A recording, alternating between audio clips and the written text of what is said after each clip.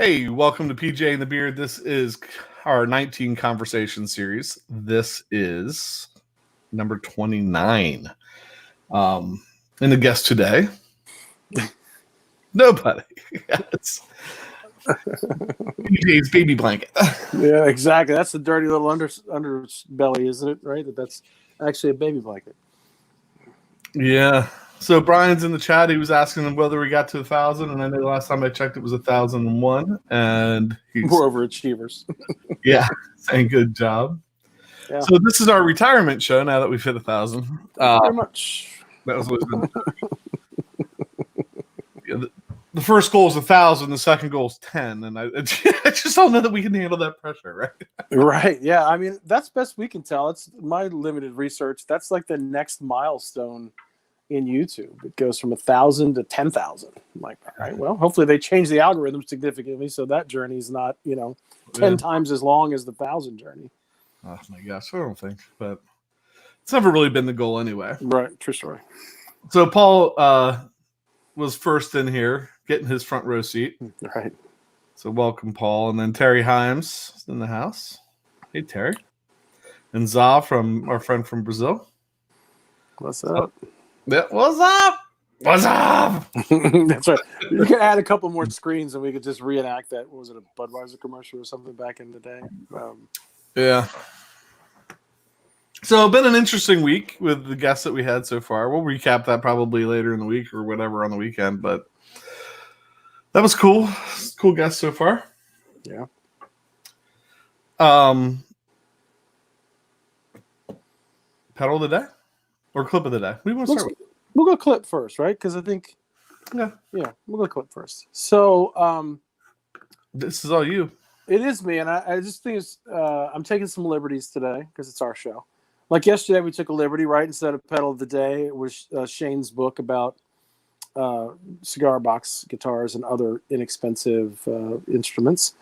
So, we've been trying to get like some under the radar guitarist or somebody that maybe you haven't heard of before.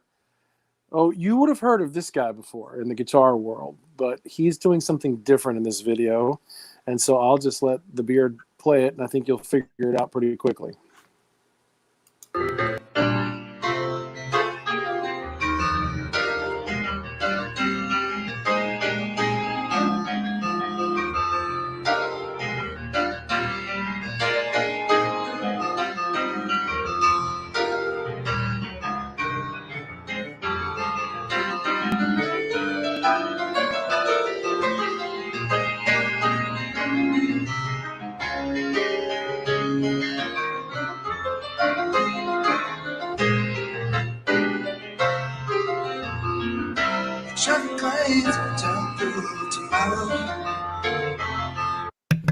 Yeah. Hardly seems fair, right? I mean, I think as the story goes, he started on piano, right? And I just saw him right before everything shut down. I think I got to see his last show on the tour. Shane Riegel from CR Alsip Guitars and I got to see him in Atlanta. And he does play piano in his shows at times. And but that particular performance of one of my favorite Hendrix songs, Wind Cries Mary, he did that. And I came across that and I just watched because he's just not, banging out your basic chords. Just a prolific musician and multi-instrumentalist. And people hate Joe Bonamassa for all the guitars he has. Well, people might start hating on Eric Johnson. Like, wait, you can play the piano like that too? Come on, give somebody else a shot. So multi-talented. Yeah. So Sean Zimmerman in the house. What's up, Sean? Brian Landreth, Ellen plays piano. That's pretty good, man. Eric DeGeneres, Ellen Johnson. So I got the pedal today. No, I think I picked it today. Oh no, I picked it. You're going to see our first on-camera fight. All right. To be fair, we'll just try to count to 3. And you hold up yours, I'll hold up mine, and whoever we'll see who wins. Yeah, we'll see what the people want, right? Of course, we're both going to miss the camera first time out, I'm sure. All right, just hold it in front of your face. Yeah, that's a great idea. I will if you will. All right, 1, 2, 3. What? Yeah. Oh. PJ is always pre-playing bad acting. And scene. So, actually, yeah, good. He got on with his plan. These are both Basso C2s. Yeah. Japanese. Mm-hmm. Mine. I don't know if you can see in the picture. Can you see the amount of dust that is? This was one of like the original pedal board, because this is weird. Like when I was gigging with that kind of blues rock jam band thing, my pedal board didn't change for like 10 years to, whatever it was forever. Like I'd stop buying pedal. I mean, we were gigging 2-3 times a week. In the end, it was once a month, but there was a time where it's 2-3 times a week. Pedal board never changed. Like I had the sounds I liked for that band and stuff. Scott Deere said he thought we did this topless. Oh, Scott Durr. Yeah, that's Scott. A neighbor, a crazy neighbor of ours. Collectively neighbor, actually he's a Dillsburgian. But if he wants to see you do this topless, he must be. Right. Seriously. You have to tune back in after 9 p.m. This is a family show. So I just always found it ironic that Jason and I, different styles of music, different influences, that we both have the same pedal, right? And I feel like this is the second pedal I've ever owned, right? My first pedal is at the Beard Cave over there. It's a Boss CE2, of course. But this was, I talked about, and I put it away. Well, I talked about the Episcopalian priest that, oh geez, look at that I got this from. That's also where this came from. Again, kind of being, he was a bit of a Phil Keaggy fan, much like myself, and Phil Keaggy tended to use some octave on some stuff, and so I've had that pedal for a long time. So an interesting question, like how, because I was, going back through, like we have some of that band like recorded live, and I was listening to a little bit of it last night, and there was definitely a solo where I had clicked this on. So how do you, because you haven't used it in a while. When you did use it, how did you use it?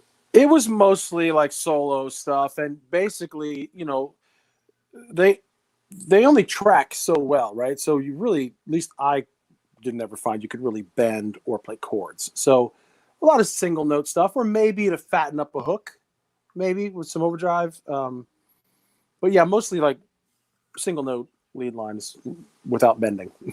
So on this one, I mean, I would set, let me see if I can make it, because I think I had it pretty close to where I would set it. And you can see all the dust from years on I would set the octave 2 all the way off, the direct level all the way up, and then roll that octave 1 somewhere probably about there. So it was just kind of sitting like underneath of the direct. Yeah. And like you said, fatten up a lead. Like if the band, it was a 3-piece band, essentially a 3-piece band in a singer. But yeah, I mean, essentially, like if it got really loud and really thick and I wanted to thicken things up instead of like going to a higher level gain or whatever, I would kick that on, I guess. Mm-hmm. So yeah, and I don't remember. I changed the settings of mine because I'm ridiculous. That like I felt like all the knobs needed to be at 12.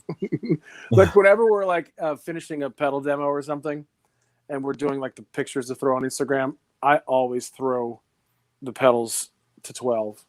And if I'm ever like with a guitar with a toggle switch, it's always got to be in the middle. As a matter of fact, Brody, who's not in the chat yet, I don't think, at Belmont, they have this Belmont in Nashville school.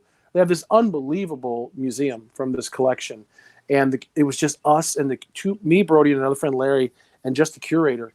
And so we went through and we're talking, and they had this like 50s Les Paul, and I'm like, that's driving me nuts that the toggle switch is on the treble. So she just popped it to the middle selection. I don't know. Somebody diagnosed me or call a counselor or something, but yeah. But come to think, I think I probably always leave my guitars with them typically in the neck. So actually, I had a different pedal of the day. Right. This was a beautiful accident because we were going to scrap it all together. Not the comedic thing, of course. but there's an interesting tie-in to what he's just about to show. Right. Color-wise as well. I just thought of that. And Brody's in the chat. Hey, Brody. Whoop. Terry Heim said Phil Keaggy's always been his guitar hero. Nice. Brian asked if he told us about the tremolo he's had for years and thought was broken. Turns out it works fine. Guy tone flip tube tremolo. It sounds better than I thought. Guy tone flip stuff is good. I'd sent PJ an old picture today of an old pedal board and it had the flip envelope filter on it. So this is the one I was going to show you guys. This is the new X Roctory. What I thought was interesting, well, there's a couple things interesting that I thought, but a cool way to reason to show it, I've noticed on Reverb lately, there's been a whole bunch of used ones going for under $100. And so on this pedal, you get your fast and slow speed. You can toggle between the two. You have a bass and a horn. You have a balance. You have a drive and a level. And then you have this great little switch up here that switches between, turns the octaves on or off, and then you have an octave 1 and an octave 2. So you have, you basically have that kind of, yep, you have that two on it. And you know what? I think when we recorded it, we tried to like get it where it was just the octave, and we messed up. We had turned the speed all the way down, but I think if we had turned the balance all the way down, there would have been no. Was it that? That was 24 Leslie pedals ago. Yeah, I think we could have turned the balance all the way down and had almost just a dry pedal with the octave. But so it's pretty, I mean, pretty cool for what it is, for, you know, the price. Even new, they're cheap, right? Inexpensive. It's a really nice option if you want to get into that Leslie stuff. And then when you kick those organs on with the Leslie's going, man, it's like rock organ. Yeah, it was great. Like, and maybe this is a teaser because the I'm going to call him the professor here on the show. The professor's going to assign you homework here in a minute. But when we went through the Leslie pedals that we were going to do on the show, which was an ever-growing list, and we think it's done, but probably not, because every time we talk to somebody, they've got another one. David Barber had one that we didn't include in the show, and he's 20 minutes away, and we'll figure it out. But we always try to feature something if it had a unique feature, right? Like, I think the Fender, was the pinwheel, was like touch sensitive, and there's different things. So this one with the octaves and whatever Jason played on there, I'm like, my goodness, it sounds like a rock organ on steroids. It was just a really cool feature that we didn't come across any others that was like a secondary feature or an enhancement. No, big octave. It's the only one that has the octave in it. Yeah, it's really cool. Yeah. So is this where they get their assignment and they can email you with questions? You can't talk about it because I think we are out of videos that we recorded prior to the social distancing stay-at-home orders. We have, well, it's kind of a lie because there's a tremolo video we recorded. Yeah. Prior to deciding to do the tremolo series, and it was funny because we recorded it, but we had enough other stuff, and we were trying to get the Leslie pedal videos out and stuff that it just never got released. And I think we'll probably end up sitting on that. We might even end up re-recording that when we figure out how we're doing the tremolo series. Right. The only other video that we have, which in some ways is done and in some ways is not done, but we think we might release it today after talking about it now. And so I can share that with you. Let me share my screen for 1 minute.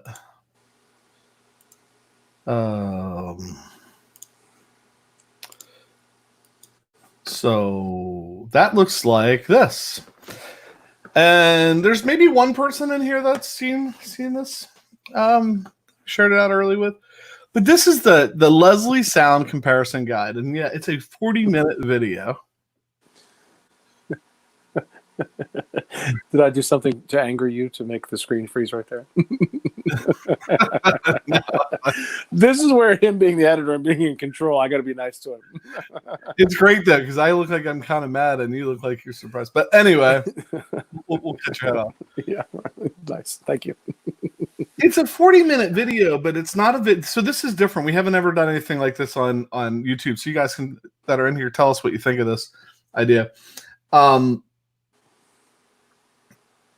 If you look at the description, we have broken up. So we have the stereo Leslie pedals. They're all time stamped.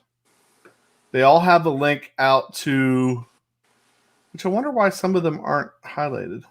Oh, maybe I need to add HTTP to those. The intern, once again, can't come in and do this for you. So yeah. So they all have a link out to their episode, but you'll notice like the actual Leslie 16 cabinet, there's no episode yet because we haven't got to record that yet. Then all the mono Leslie pedals we did, they all have a link out. And then there's these alternative pedals for that Leslie sound. And there's a couple pedals that we had sitting around that we're going to do a show on an alternative show for that Leslie sound, but we haven't recorded that yet. So that episode's still under development, but we have the sound samples. So if you look at this, like once you get through the little intro thing that tells you about this, if you take, like, I want to hear that Rockery pedal we just had and click on the timestamp, all you get, I'll click on that. I think you should. I'm trying.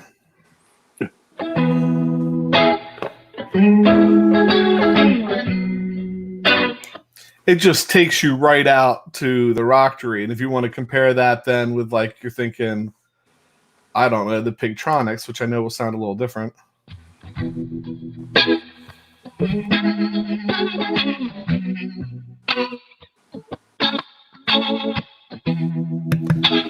That one had such a crazy sound. Right, that was an accidental, thing right there, right? Just randomly pick that one, but that is proof that not all Leslie pedals are created equal. Right. They all, like, there were some that sounded close, right? And there were some that had different features, but you commented from the beginning that Pigtronics, and then I think that discussion happened in one of our live shows as well. Yeah, the Pigtronics is really unique. And one that maybe nobody's really... Well, no, I think I did put out.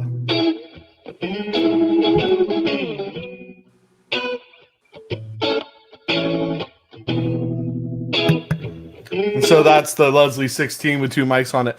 So basically, at some point, we started doing that same riff in every episode at the beginning. So we took all of those, put them back to back, went back and recorded a few that we didn't do that riff on, re-recorded that. And then, so like every single pedal we have that riff on, and you can kind of, if you're so inclined, like if you really want to compare some of the different ones and look at them. We do hope to do a show at some point that would kind of, and people have asked for us to like, well, can you kind of put them in price categories and what's like best of class in each price category or whatever. And at some point, I think we hope to record something like that. We just haven't been able to do that. Yeah, because we are going to have a catalog of at least 25, right? And we could slice and dice them many different ways after the fact to have like their own like mini episodes within the series. So yeah, I just gave Jason a lot of editing to do. But yeah, we could do that. Well, and then that just got like, I mean, so far we said we need to record the actual Leslie 16 cab, we need to record the alternative methods, and we need to record the wrap up show. So we still, I mean, theoretically could record 3 different videos on that. Yeah. Anyway. So the dog pod jumping in, and Brian, thanks for your comment about the Leslie series. Yeah, it was good. I mean, I'm pretty proud. I mean, I think it got bigger than we planned on it in the end, though. I'm pretty proud of it. Like, I think it has this, like, if you remind me when we're done here, I will go and change that from unlisted to public so it shows up on the channel. I mean, so now you have like kind of this catalog that gives you a brief look at them, sends you out to the whole episode. I think if nothing else, we've cornered the YouTube market on Leslie's, because I think if you search any Leslie pedal right now, pretty much will show up in that search stream. Yeah. So for the 5 people in the world that are looking for a Leslie pedal, they're going to find us. They're going to get a healthy dose. Well, you know, I mean, just hats off to my YouTube partner there. It was something he did because he was passionate about the pedal. And also, like, I don't know how much this really exists. And, you know, I certainly attribute some of the growth of the channel to that series. And for those of you who might have tuned in late, we hit the marker today where we went over 1,000. And we appreciate everybody in this chat, and looking specifically at maybe Brian Landreth, who not only subscribed, but sort of was an ambassador for us. And I know many others here have told friends, and we appreciate that because, you know, again, we're not retiring, we're not quitting, but it opens up some other doors for us, you know, that we're really grateful for. And I think part of that was the Leslie series, for sure.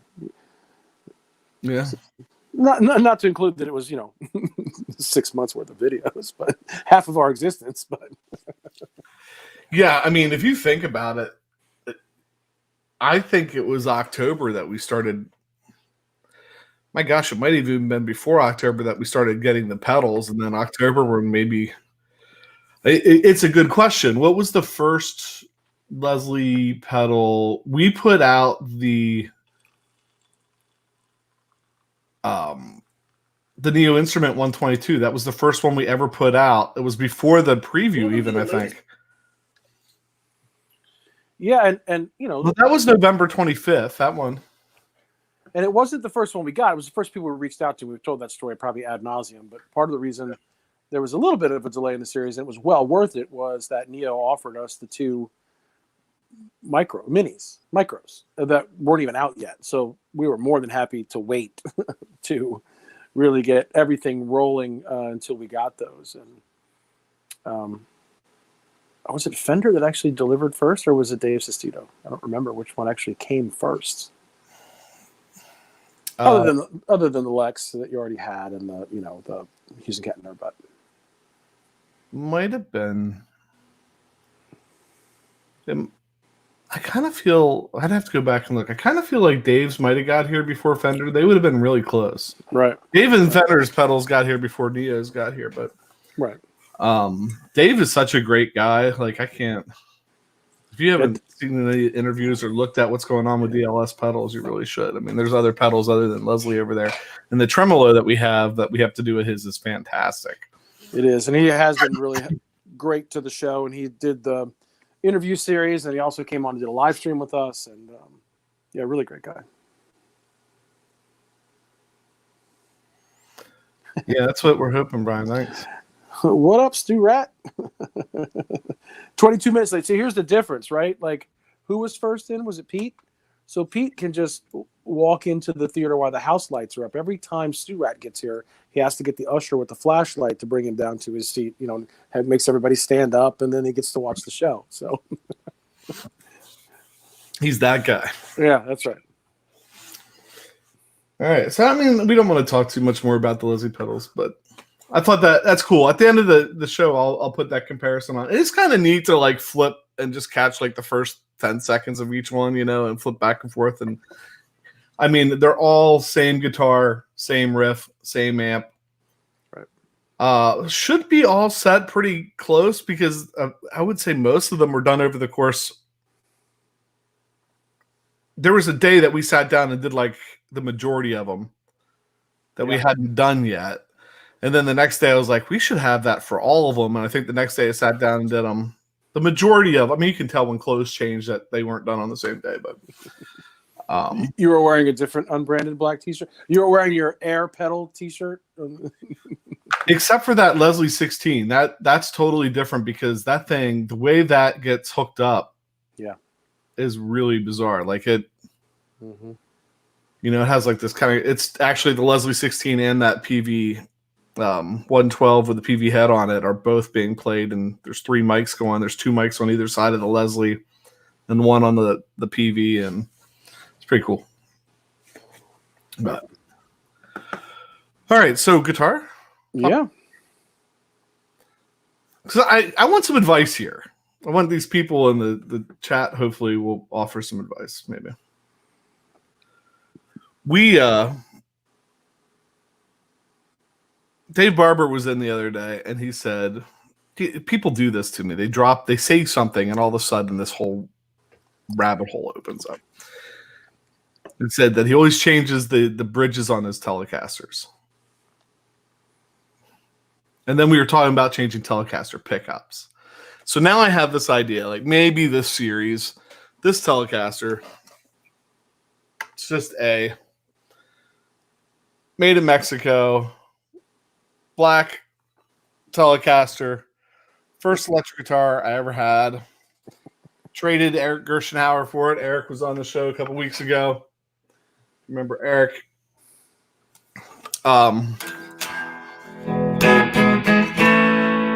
It's not bad. I mean, can you hear that? Does that come through? Yeah. Oh, did that come through? Bosco France used up all the good notes this week, so right, you get a pass for me to play. I mean, don't you wish you could do that chicken picking stuff he does down there? Though? I wish I could do anything he could do.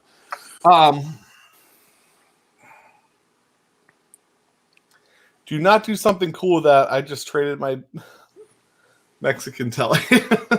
Well, and you got David Barber to come out of the shadows when you said we sent you down a rabbit hole. Well, here's the rabbit hole. So I started looking like where David said to look at bridges, and the problem is if you look at this bridge, let me make it big just to make sure people can see it. Do that. I'm gonna do something real quick. I'm gonna trash some people. If you look at this bridge, it has 3 screws on the back and kind of a sloppy setup. It's not through body. It's not a through body guitar. That's a backload or whatever. And so I posted that on one of the news groups, like one of the Gear Talk groups. Actually, I'll tell you, I did the Praise and Worship Gear Talk group. And they were just a bunch of, oh my gosh, there's a bunch of turds in there about it. They're all, I felt like saying, oh, I'm so sorry I don't play a Sir guitar. Like, God forbid anybody have a question on like something legitimate. Because when I went out to look, there wasn't a whole lot of options for that. So I was talking to Christelle Porta, who has been on the show several times, does a lot of our guitar work. And he said, well, let me look at my shop and see what I have. And he had these two sitting around the shop. And I'm thinking the one on the left isn't that much of a different setup than what I have. But it is string through the body. So I guess I'm asking in the chat. The past tense. Was that the past tense of the chat? Which one would you go with here? This is a little more traditional, right? This is more like my hot rod telly. Or, and since David's in here and he started this whole thing, would you not go with either of those and go with maybe the GoTech 6 of the heavier saddles? Or could you go with one of these and then change out these barrel saddles to like something else? It does have different mounting holes. So what would have to happen is Chris would have to pop this bridge off, fill the 3 holes, re-drill the 4 hole, so put the 4 holes on, and drill through the body and put the furrows in the back. Which you're talking about drilling 6 holes through the guitar. It's I'm not feeling like I'm desecrating it or anything. I know some people, but would you? And is it worth it? Well, if you didn't fill the holes, you could just say it's a chambered telly. Unless you had to put a screw right where that one came from. So David said it'd be nice to convert to the 4-hole traditional, then you can use anything. So you're talking about the more coppery looking one? You're talking left or right when you say traditional? Because I'm thinking this is more traditional, right? Or does he just mean if it was a 4-hole option, you could have 4-hole style, you could have many more options? Well, yeah, that's what started it, because the 3-hole option must not be very popular because you can get if it was a 4-hole, you can get 4-hole bridges that are back mount or through the body mount. But on that 3-hole, like basically you get the same bridge.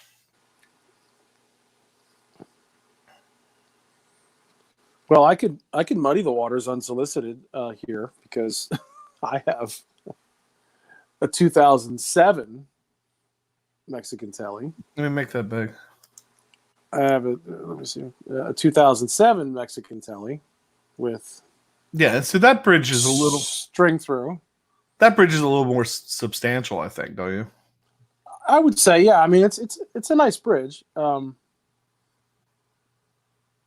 Maybe we could do a dual conversion and keep all the original parts. I wouldn't really have to do anything to this one. As far as through body, I mean, it is minty fresh. It's 2006 or 2007, but different options because it already has that. Maybe we do episodes where we both, trade them, just switch them out a little bit.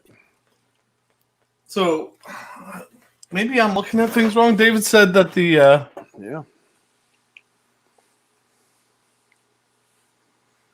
He said you have the one he likes to change the saddles on to $30 go-to saddles. Okay. American Standard was 3-hole. Alice are the modern telly. I don't know if that's the same. All right, but this telly is definitely you're big. This telly is definitely the 4. So we'd be going to something more like that. More traditional with his saddles. Yeah, Brody has a 52 reissue. He made a comment about it in there. That he says his is more like the bridge on the right.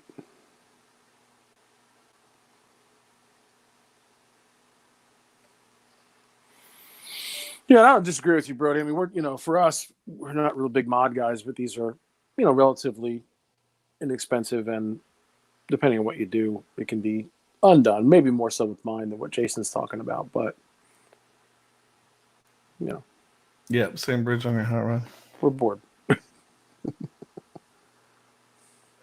So Brian says he's not budging on his opinion to use a twisted telly. I think. So this is what started the whole. This is the other thing that started this whole should maybe we do a series on a telly makeover on this thing because we talked about the pickups, and so Pat was talking to his our friends at CR Allison. Mm-hmm. And I'm thinking we might, because of them, go with a set of Lawler pickups in the telly.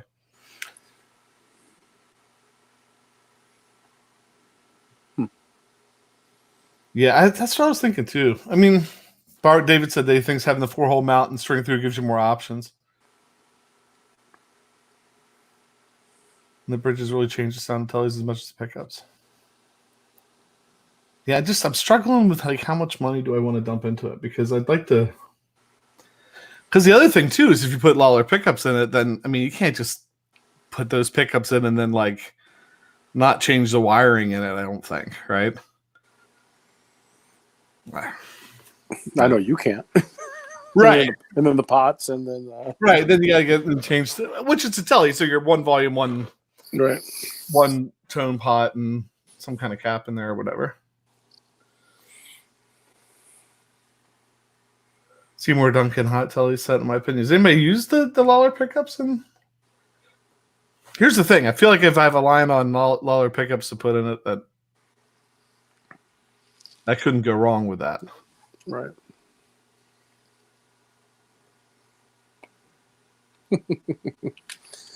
David Barber is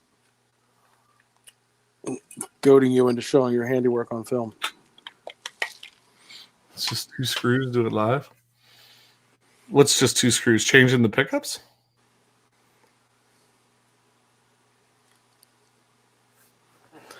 More than 2 screws to changing the pickups, I think. No. Brian says the Lawlers are fantastic. He's telling me to try the Twisted Telly. If you could get a Lawler cheaper than Twisted Telly, would you still go with the Twisted Telly? I'm just saying. Like if the price is right on the Lawlers, you would. Oh, he's to say look at the pots. Oh, so we can see the pots. If there's a screwdriver handy, I can do that. That red one's around somewhere. There you go. David Barber's going to give an on-air diagnostic opinion. I'm sure Brian would probably jump in that as well. But I'm doing this one badly though. Trying to hold it up. Well, here's the other question, because I don't know if you noticed on the hot rod telly, I flipped the control plate, and I was thinking about doing this, but I did see that somewhere that you might have to kind of route it out a little bit.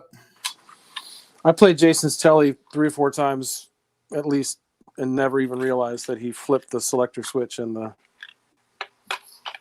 pot, volume pot. This might end badly because this screwdriver is a little too big. I might get them out, but not get them back in.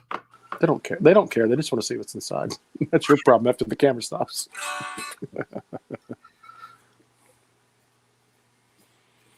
Brian Landreth is Uncle Si is sticking to his twisted telly in the neck.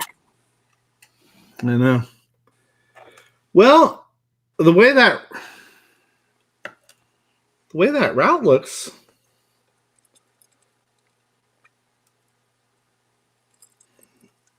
I don't know. You might be able to flip that. All right, let me move some stuff. Let me move all the puddles of the day that are piling up. In the book of the day, the poor man's guitar book, the screwdriver. If I flip this other camera on, get in the teacher mode. Right. Oh, poop, I got to plug it in. You've already been assigned homework, and now you're going to get the multi-camera angle. All right, let's try that again. Oh, come on. Live guitar guts. It's like a fishing show. All right, here we go.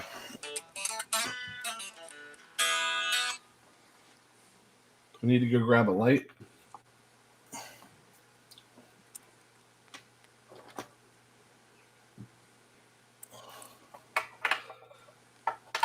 So, let me grab I can use the light on my cell phone.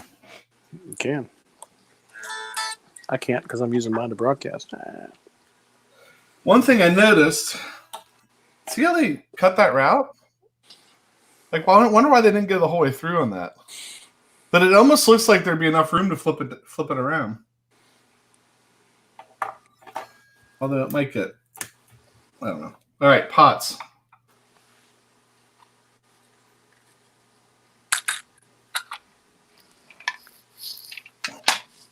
Can I see? I can't see the chat right now. He's I don't know. Dave Barber is saying if the pots are both 25K audio, then leave them in unless they're noisy.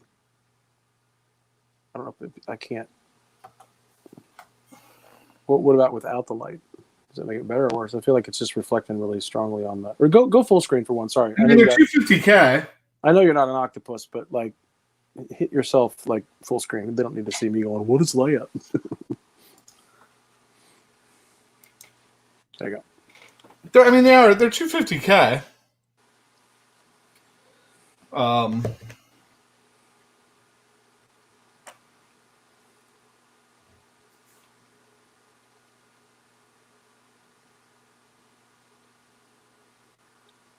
He says just do the pickups. Okay. Look at all the money he's saving you. Well, I don't know. I feel like that you can get better pots than there, but maybe not. I know in some of the guitars, like some of the ones that we bought, the pots have been pretty. Like, I ain't gonna work when it's done. I'm gonna have to resolder it. There we go. Just shove it back in. Nothing to see here. These are not the pots you're looking for. This is not the pot you're looking for. Right, that was a few days ago, right? Yeah, Bosco had that. Yeah. Oh, I just reflect back on that Bosco France episode and just randomly laugh. That's great. That dude. David, the pots run pretty smooth. They actually clean up all right. But they are a little. The volume pot's a little crackly and noisy. I don't know. It's probably okay. Interesting. There's a guy on YouTube, and his channel name's escaping me right now. But he just put out a video today where he swapped the standard tele wiring kit with an Emerson wiring kit. And normally I'm like, you can't hear that. But he actually, on his video, I felt like you could hear it a little bit. I thought, like, it's the Gibson pots that I hate so much. Fender pots normally aren't that bad. Sorry, Gibson guys. Gibson could make a pot that cleaned up and you rolled it back. We were hoping that when Brody saw Mark Agnesi in the grocery store there in Tennessee, he would have just said, "Hey, could you maybe get PRS pots and put them in your Les Pauls?"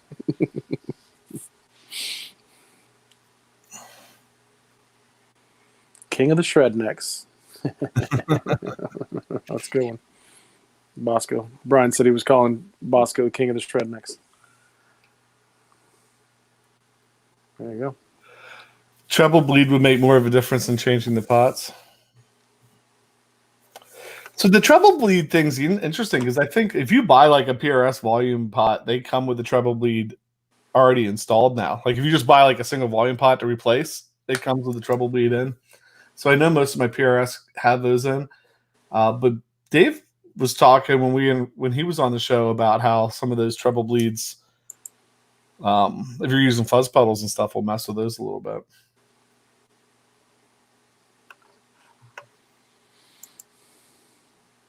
Well, so I think pots of the same value will sound the same. Caps the same value will all sound the same. I'm not going to argue with him. Not on camera, at least. not about electronics. Not about. No. I might argue with him about the color of something, and that's only because he's colorblind. But the only advantage I have over David Barber on anything. Yeah, there it is. Treble bleed's cool if you don't use a fuzz face. Well, so maybe a little bit of consensus about the pots. And, I don't know. It sounds like if I wanted to do something, I could do the, baby step, just replace the saddles or whatever. But I will say this. He said my cup is red. He's right.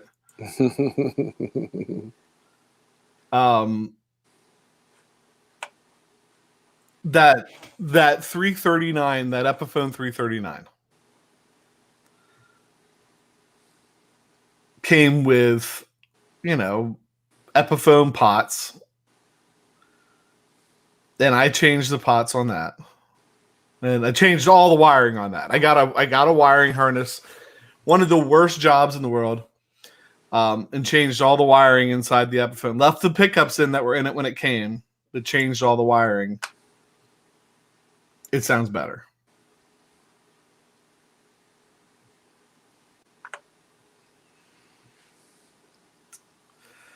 Alpha pots in it. Yeah. Well,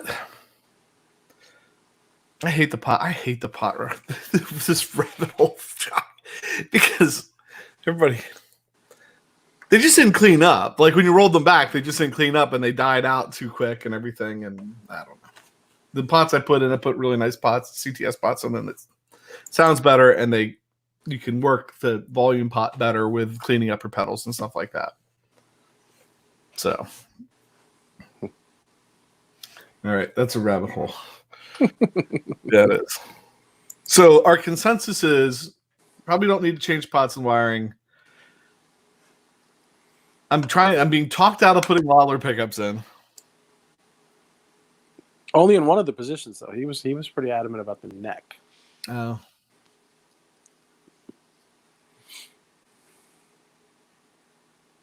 Burns pots are cheap and fast. Yeah. Actually, I think one of the guitars I put a Burns pot in. I got Burns pots from somewhere.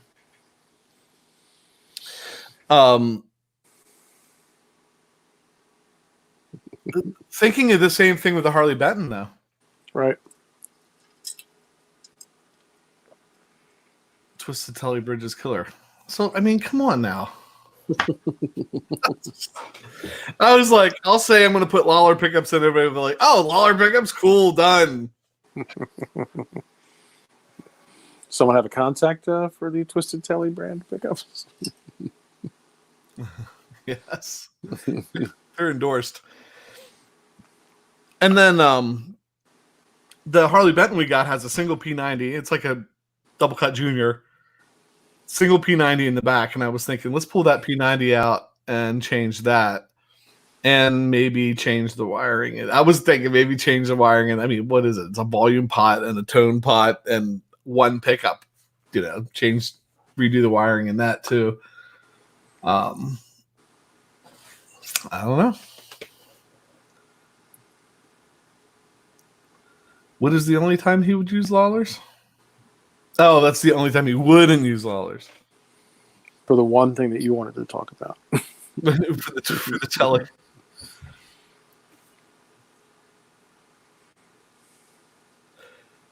Well, yeah, Dave, I agree with you. I wouldn't put $300 pickups in it either. Unless I got them could get them for cheaper than $300. All right, Twisted Telly set's about 160 according to Stu Rat. And let me just look at something here. I think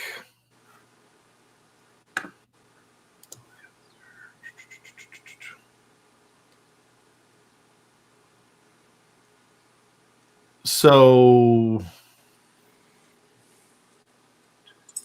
That's it would be about the same. I think for about that same price as the Twisted Telly set, we could put the Lawler pickups in. And the Lawler pickups aren't $300 for Telly. It's more like $220.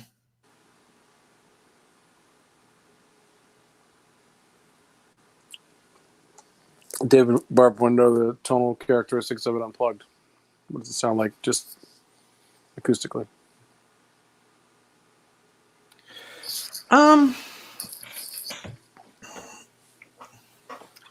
You would never be able to tell.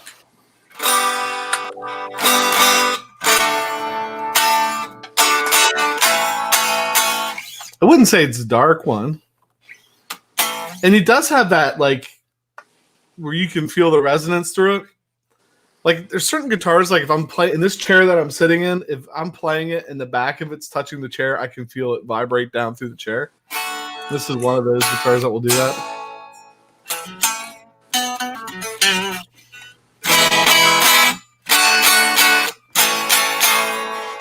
I think David Barber's going to make you get up. Yeah.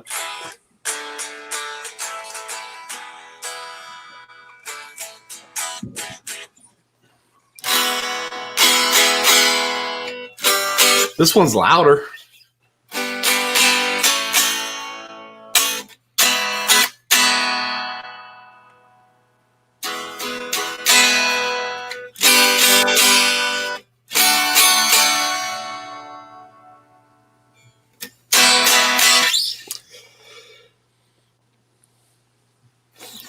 I don't know.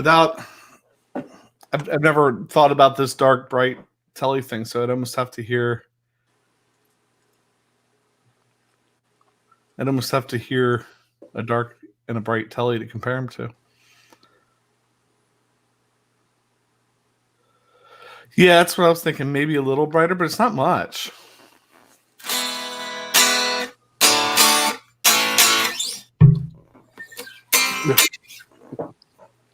Thudtastic. Did I hit my microphone? You did. I'm trying to relic it. Stu Rat said maybe older strings on the black one. That's probably true. Oh, yeah, the black one. Yeah, these are relatively new. These are post-quarantine Kurt Magnan strings on this guitar. the telly, they could be.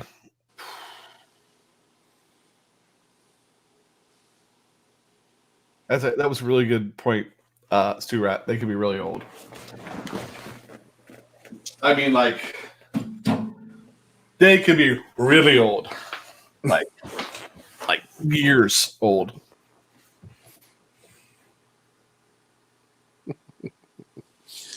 So we could just go to the makers of the Twisted Telly and say, listen, we're gonna do a shootout. We want you to play along. Maybe call you the Lawler Slayer or something. So then we got to put Lawler pickups in the telly. We got to record it the way it is. Put Lawler pickups in it. Record it. Then get a Twisted Telly, put it in, record it. Then change the wiring because now we have to see. Right? So we have to record it. Got to put the Lawlers in with the current wiring, record it, then change the wiring, record it. Are you all seeing the cross I get to bear? Let's do a Leslie series. Okay, how many pedals? 25. Let's switch the telly pickups out. How many? 2 different sets. Okay, great. We're done. Nope. Pots. Okay. Wiring. Okay, Bridge. great. Okay. Tuners. Let's drill holes. Fill them. Undrill them.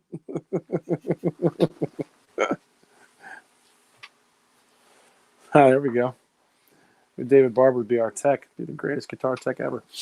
Yeah, how about it? Well, depending on how long it all takes, Dave, maybe we can do it. Yeah, maybe when the all clear siren is blown, we'll just load up our collective vehicle with amps we have questions about, guitars we have questions about. We'll just come on down. Shoot a whole episode from your place. It has nothing to do with your stuff. We did wonder if you might have to talk at some point, because if you have time and you want to, depending on what you would charge to look at those amps, I don't know how much of the amp work you still do. But we're not using the amps right now, and I think they both have. Well, and I just changed the tubes on my Mesa Transatlantic 30, and it's still acting squirrely. So yeah, we have at least 3 amps that we right. We could pay you to go over if you had time. So anyway, that's it, guys. That's the show. Yeah. So you got Bosco, France. Let's talk about modding and telly.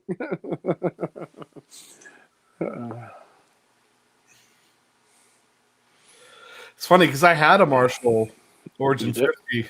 Yep. Not too long ago. Converted it into a PV. You did do a nice conversion job, right? Like you took a Marshall Origin 50 and you turned it into a PV Classic 30 head. I did. That's my idea of modding. Get something else. Because we did a show about all the guitars I've modded. Show's over. Brian said, try the Twisted Telly. If you don't like them, sell them, and then if you lose money, I'll cover your loss. It's almost a money back guarantee. Almost. Well, and first of all, I would never do that to him, but you know, the relationship with Lawler, I think, would be nice too. You know, we'll put Lawler's in mine. I'll take the hit. Oh yeah.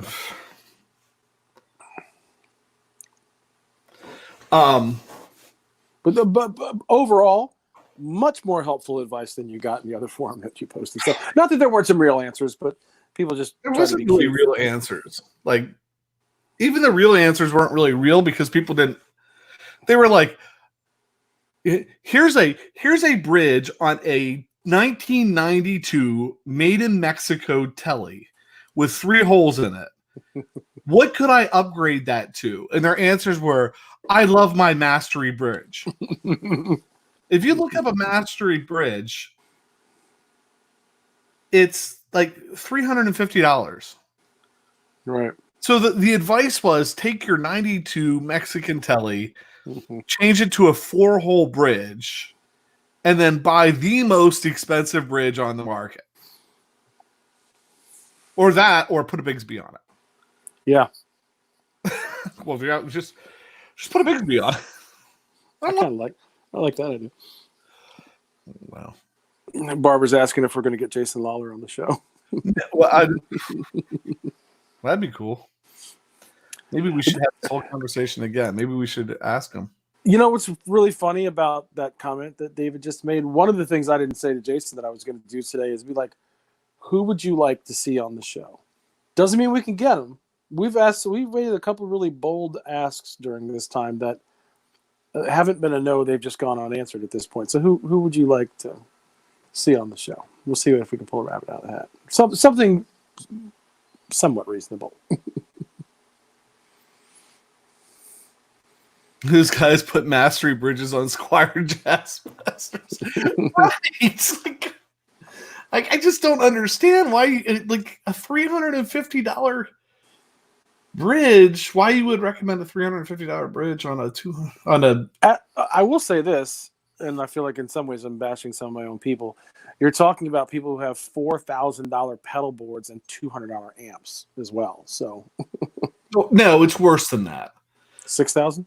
They have $6,000 no amps. pedal boards, and then they run out to the mains through a American Sound Joyo pedal they picked up for $40. Yeah, run $4,000 worth of pedals out through a $35 pedal. Yeah.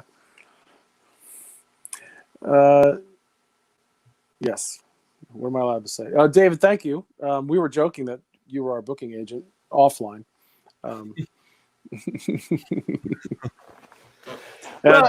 Brian Landreth, that's in the works. There, how's that? I said it. What's in the works? He asked the question.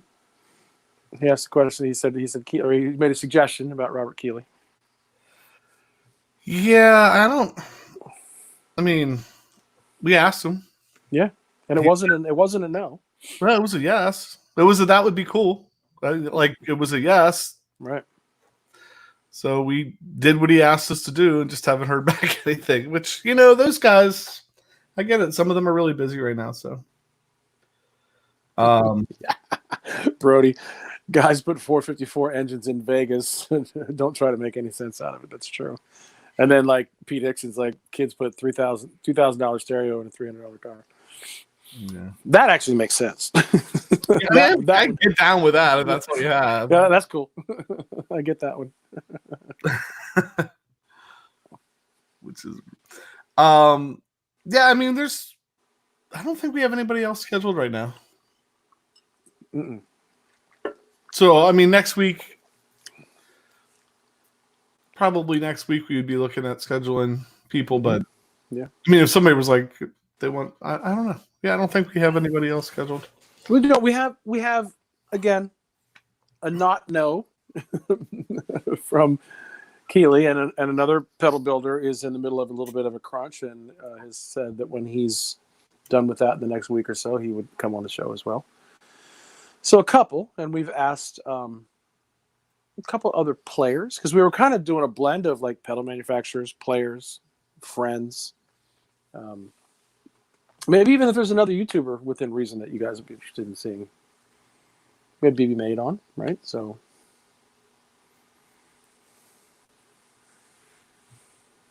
maybe it's time for the Hollywood Square.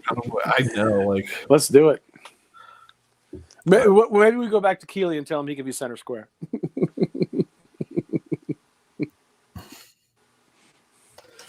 Oh, that would be hilarious. And we're still joking about getting Brian Ewald and David Barber on together. So,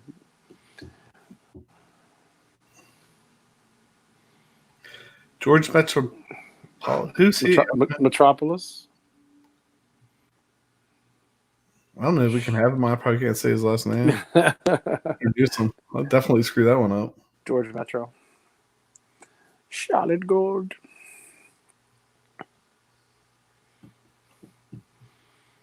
So anyway, we're just curious. I mean, again, that's true. Yeah, there are some really high quality repair guys in addition to our friend Chris Delaporte in the area for sure.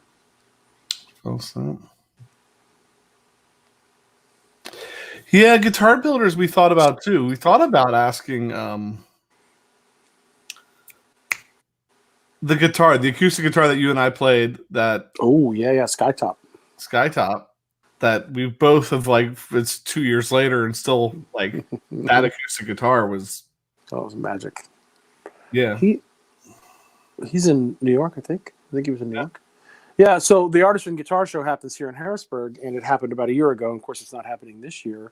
That was one of our first forays out of, like, let's just take a camera and walk around and see if we can interview people. And that was the first interview we did. His name almost jumped in my head, but Skytop Guitars, where they had the, the ported tops or the sides, which was amazing. Some of them had the ported sides and no sound hole, which forced everything out. And some had both the traditional sound hole and the ported tops. His didn't have a sound hole, right? No sound hole, and had two holes. Yeah, one on each bout. And Jason was out front with the camera and recorded it in a room, not as bad as NAMM, but like in a room with a bunch of the noise. And it sounded great out front. And then we swapped, and he came and sat down and played, because that was the first time I think both of us had played anything with the sound ports facing us. And it was just like, that's a brilliant idea, because I felt like it inspired playing a little bit more, because you could really hear what you were doing. It was almost like the same concept of, like, in a studio, miking like over your shoulder on an acoustic guitar, because you're playing to kind of what you hear. But anyway, it was weird. Like, out front, it sounded good. Yeah, it looked weird. When you put that in your lap, that is like, to me, the ultimate. If you keep an acoustic guitar in your parlor or something, yeah, and you play for yourself, I don't think it would get any better, because it just seems like. If you want to dip your toe into that world, probably find something else, because you don't want to dip your toe at 5K. But right, super nice guy. His name keeps floating in and out of my head. Yeah, so yeah, maybe a couple of the acoustic guitar builders that we met at Artisan that were kind enough to do interviews with us. Yeah, that was a fantastic guitar. Yeah, it was great. Sean Pierce Johnson, Brian's suggesting. Maybe good. I don't know that we've had much communication. No. So no, just looking for ideas, right? Because Jason and I, it's almost every day. So who should we ask? Okay, all right, that's a good one, yeah. And then we're out of ideas, and then 20 minutes later, we text each other 3 ideas, and next thing you know, you're sending Instagram direct messages to your guitar idols. Yes, sir. Just say no to drugs, kids. We do go on the, if you don't ask, it won't happen. True story. So that's how we became acquainted with David Barber. Yeah. We asked, and he did, and it's been fantastic how supportive he's been, and what a nice guy he is, and how he's just really kind of embraced what we do and support us. So you never know. Yeah, there's 5 amps on your doorstep right now, Dave. Yeah, we just called an Uber while we were doing this, and so we didn't touch them. You're gonna have to. They're on their way. They're on their way down there. Yeah. I'm afraid. I actually thought about asking him earlier, and then I was like, didn't he say that the Hot Rod Deluxe is like his most hated amp to work on? He might have said that. Somebody said that. It might have been him. Hey, Guitar Hack, jumping in here. So. Yeah, I think that's about it, right? It's we joke that, like, Seinfeld's not the only one that cornered the market on a show about nothing, because we just managed an hour and 3 minutes hanging out with our friends. Well, we lifted the skirt on the Telecaster and took a peek underneath of it. Yes.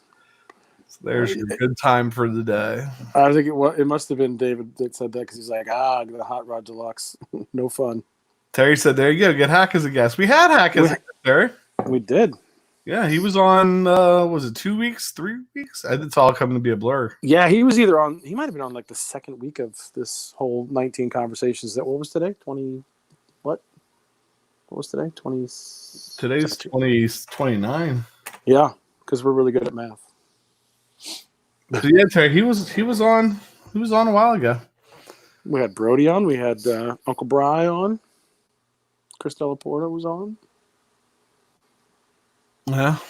We have to meet some cool people through this, right? Bosco France, Brian Ewald, Lawrence Petros was really great. Those are new to us, right? Like new to actually talking to them. We know who they are, but Jamie Stillman. Yeah. Yeah, there's a bunch. Yeah. Some of them there's people are in trouble. So you're here's Bosco. your reminder. Yeah, Bosco France. Yeah. He's so sorry. He's so funny. Yeah, and that's what he was like at the guitar clinic. It was almost like just bringing you along to the Bosco France guitar clinic that we attended. He was pretty much the same. I think he said on the interview that one we saw was like in the first handful that he ever did. Yeah, that was cool. So yeah, so a reminder, you were going to make that video public about the Leslie comparison. Oh yeah. All right, I'll do that. I'll do that as we're talking, as we're ending this. Leslie sound comparison unlisted. I'll just set it to public. Publish. Yeah, Brian, thanks for that. Yeah, Shane Spiel yesterday was fantastic. Who thought? I was honest. I even said it to him. Like, I kind of felt like a fish out of water, and I'm like, I don't even really play slide of any kind. And then just looking at those, here's what I said. I don't know if I said it well either day, but it was like I was surprised at how raw, primitive instruments like that could lift you up the way it did when I heard him play them in some of the clips we played on the show. So I thought it was great. Yeah, check out his band where the guys playing the jug and the. Yeah, it was. Play down it. We're gonna have to go see him sometime just for. Shane Spiel and Snake Oil Band, is that what it's called? Shane Spiel and the Snake Oil Band. Yeah. All right. Well, I think with that, we're not really sure tomorrow. There might be a guest, there might not be a guest. But it will be an hour of distraction if you want to hang out and talk. And if you don't, we will anyway, probably, because this is I agree. I feel like we could have we got very close to me just starting to really rip on the guys that we've done well in our 15 months to not be too rantastic. Right. We've avoided the negative. I mean, we don't want to be like Tony Robbins, but we also, just there's enough negativity out there that we're just going to try to keep it. We're going to be honest, but we're going to be positive, and we're going to avoid landmines. So Hack said we've had some great guests and that they can be tough. Yeah, I mean, and we're trying to do it like every day. It's overly ambitious, maybe. Because we know how hard it was, like when we were doing the interviews and scheduling them once every couple of weeks or something to get the people lined up to try and fill 5 days a week. Right. Yeah, it's tough. Yeah, it's tough. But it's been great. Yeah. So I think with that, I mean, I don't think I have anything else to add. I am starting to feel like when we have to start playing again in front of a camera and like recording and like editing videos and all that again, I'm feeling like we're not going to know what to do. Yeah, I've said that to Jason before. I'm like, man, with everything that we've done, all the interesting people that we've talked to, what are we going to do with a pedal demo? Like, I still knew that we're going to remember how to do it. Right. One a week. Because maybe one episode we can talk about all of the pedals that we have queued up. Yeah, Brian, we fixed them to go. Yeah. We did talk about maybe previewing the tremolo pedals that we have, and there's other pedals, the PG14, we have the Swindler workers' comp compressor. We've got David Barber's compressor. The time the quarantine's over, we're going to have about 50 episodes we need to shoot. Right. Our wives will be like, wait a minute, every day you guys are getting together? I'm like, yeah, that's been the pattern for the last month. We're coming together every night. We're going to shoot a pedal a day, try to work through this backlog. It'll be great. You'll love it. Crazy. Yep. All right. Thank you all for hanging out. It's nice to know that at least it's been pretty consistent up there how many people are watching. We appreciate that. Yep. There's some love there without the guests, so that makes us feel good. Yeah, thanks for the conversation and all your input. And so with that, I'm PJ on behalf of the Beard, reminding you, no matter what you hear, You never have too much gear. See you tomorrow. Sir.